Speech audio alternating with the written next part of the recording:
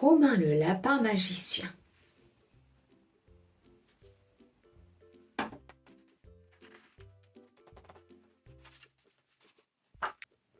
Romain le lapin magicien. Un voleur s'est introduit dans le jardin. Benjamin en est certain. Dès qu'il a le dos tourné, ses carottes, ses chères carottes, disparaissent.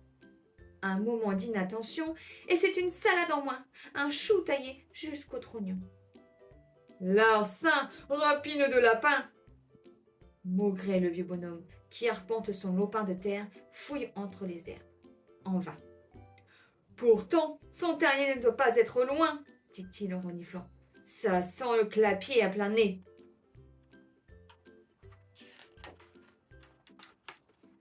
À défaut de terrier, le lutin tombe sur un haut de forme, noir et brillant, au fond duquel il trouve une moitié de carotte. À n'en pas douter, ce chapeau est celui du voleur. Benjamin est même persuadé qu'il s'agit d'Arsène Lapin, le gentleman rongeur, une vieille connaissance. Je sais que tu te terres dans le coin, mais cette fois, tu ne m'échapperas pas, larsouille. Fini les fric-frac en vrac. Pour toi, les carottes sont cuites, cuites et recuites. À cet instant, Benjamin aperçoit sur le rebord du chapeau deux petites oreilles qui pointent. Haut les mains, peau de lapin! Aussitôt, elles se dressent et font signe de se rendre. Ne tirez pas, monsieur le chasseur. Eh bien, sors de là en vitesse si tu ne veux pas que je te tienne les oreilles.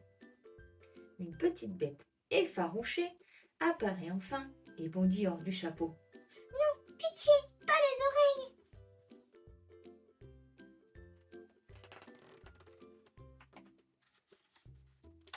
Mais qu'est-ce que c'est que ça? Bredouille Benjamin. Un lapin blanc. Un lapin blanc comme neige. Mais tu n'es pas Arsène, Je m'appelle Romain dit le lapin. et je suis magicien.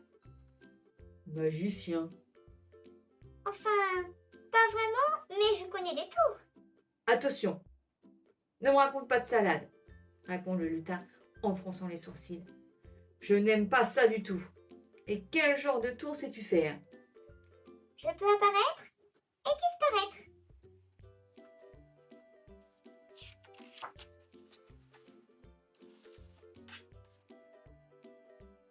Montre-moi, ça m'intéresse, répond le lutin.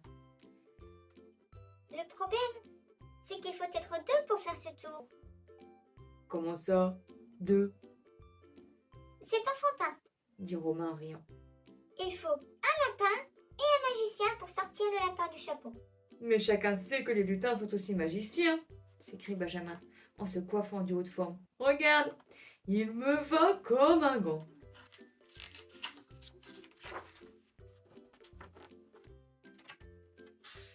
Dans ce cas, on peut toujours essayer. Lui dit Romain. Mais tu dois me promettre de ne pas me tirer par les oreilles. La peau du dos, la peau du cou, à la rigueur, mais surtout pas les oreilles. C'est douloureux et très humiliant pour un lapin. Je te le promets, répond le lutin en lui caressant la tête. Et maintenant, au travail, Romain.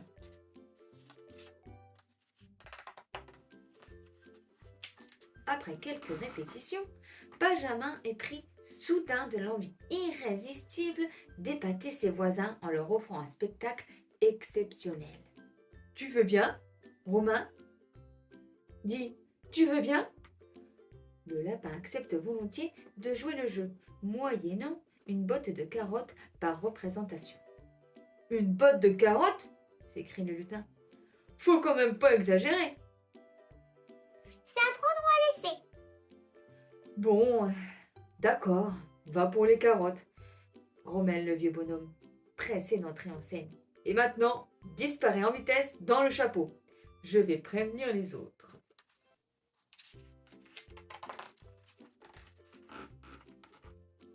La curiosité des voisins est si grande que Benjamin n'a aucun mal à trouver des spectateurs. Mireille, Barnabé, Loulou, Huguette, Léon, Belle, Carole, Tous ses amis du jardin sont là à attendre devant sa maison champignon, éclairée de lampions pour l'occasion.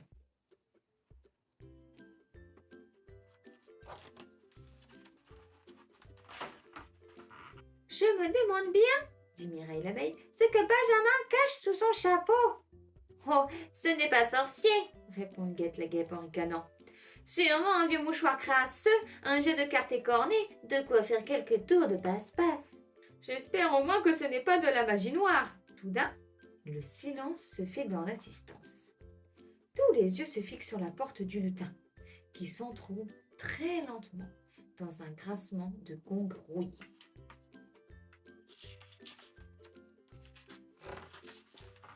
Le voici, crie Bardamé le scarabée. C'est lui.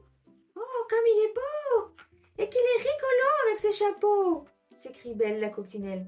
Sans un mot, Benjamin décrit 3 cercles dans l'air et sort de sa poche une carotte. Bravo, crie Loulou le pou.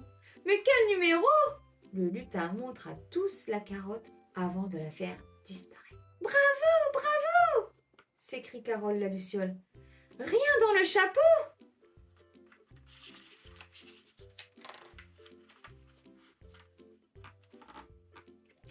Le lutin sort une autre carotte, la fait disparaître.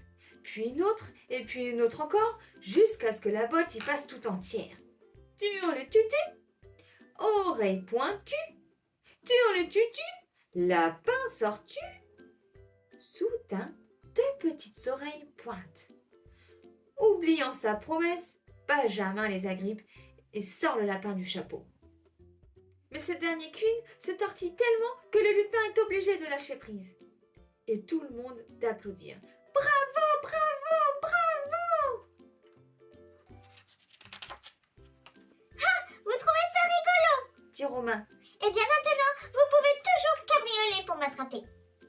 Mais faites quelque chose, ne restez pas là à applaudir bêtement. Vous voyez bien que le spectacle est fini, crie Benjamin en se lançant à la poursuite du lapin. Il va boulotter toutes mes carottes. Eh bien, pour ma part, dit Huguette, je pense que le spectacle ne fait que commencer.